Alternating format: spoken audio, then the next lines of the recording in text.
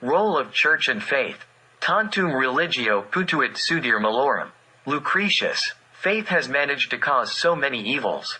Nihil est amabilius, nihil magis aliciat ad diligendum. Cicero. Nothing is more pleasant than virtue, nothing attracts more respect. When Christianity began to spread in the Roman Empire, it encountered resistance and condemnation from the official authorities. Christians acted intolerantly towards earlier beliefs in a state where religious tolerance prevailed, and they were considered a Jewish sect and disruptors of peace in the state, leading to their persecution. Serbian Roman emperors were among those who predominantly carried out these actions, as if they foresaw that this new religion would cause great harm to the Serbs. However, there were Serbs who were among the first to embrace Christianity, which allowed people in power to become more familiar with what Christianity preached. Eventually, Serbian emperors opened the doors of the empire to Christianity. The first centuries of legalized Christianity had a positive impact on the Serbs, but by the 5th century, it began to be abused for political purposes. Constantinople and Rome sought to secure political influence through religion. These two centers tried to suppress Serbian national consciousness and culture through the church in favor of Greek and Latin culture. This was done precisely through Christianity, which was based on Serbian religious beliefs and dressed in Serbian attire by Emperor Constantine to make it more appealing to the people. Serbs sought to secure an equal position within the Christian church. This struggle would last for centuries, and as a result, the spread of Christianity among the Serbs in Central and Northern Europe was slowed down. From the end of the 8th century, the violent spread of Latin Christianity among the northern Serbs began, and it played a major role in their assimilation, Germanization, fragmentation, and destruction. Wherever the Roman Church was present, Serbian names and characteristics were obliterated. The agony of Serbianhood in Northern Europe and the ethnocide inflicted upon it would continue until the 14th century. Distrust towards the official church among the Serbs of the Helms Peninsula enabled the Bogomil movement to gain momentum. It was only with the appearance of Saint Sava that the Serbs became equal believers within the Christian church. Without the influence of Saint Sava, Christianity would have been seen as a foreign and hostile religion for the Serbs and would likely not have survived during the Turkish rule. In regions where the influence of Saint Sava was suppressed, such as in the Despotate in Bosnia, rulers converted to Catholicism, and the Serbs called upon the Turks and handed over the keys of unconquerable cities, Smederevo and Bobovac. This marked the end of the despotate in the kingdom.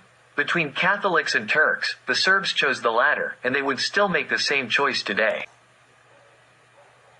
Therefore, for us Serbs, the entirety of Christianity and Orthodoxy is contained within Saint Sava, and nothing outside of that exists or should exist for us.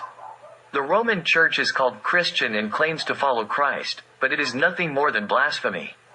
It is an institution that has committed and continues to commit numerous crimes, making it one of the most criminal organizations in world history. The Dark Middle Ages are its creation, characterized by pogroms, wars, crimes, and genocides, blasphemy, the pursuit of power and lies. These are the characteristics of that organization. In biblical times, it was considered blasphemy for a human being to claim the right to forgive sins. Mark chapter 2 verse 7. That is, to assume the prerogatives of God. Similarly, blasphemy is considered when a person claims to have certain authorities from God himself. John chapter 10 verse 33. The horrific genocide and various crimes committed against us Serbs in the name and under the auspices of that Vatican organization prohibit any communication with its representatives. The ethnic cleansing of the Serbs throughout Europe by the papal organization has been going on for a full 12 centuries. The Satanization of the Serbs on a global scale in recent times is once again its doing. The aggression of NATO against Serbia in 1999 was carried out at the insistence and based on the intrigues of Pope John Paul II. The process of Catholicization, that is, desecrating the heart of Serbia, is currently underway. In occupied Pristina, a massive cathedral and bishop's residence are being built on 1.5 hectares of stolen Serbian land. Catholic priests steal holy relics from Serbian churches and take them to their dens. The Serbian Orthodox Church and other Orthodox churches cannot and must not allow themselves to bear the burden of the terrible crimes and blasphemy of the papal organization for the sake of some false Christian unity and ecumenism. Magnum crimen is a magnum crime.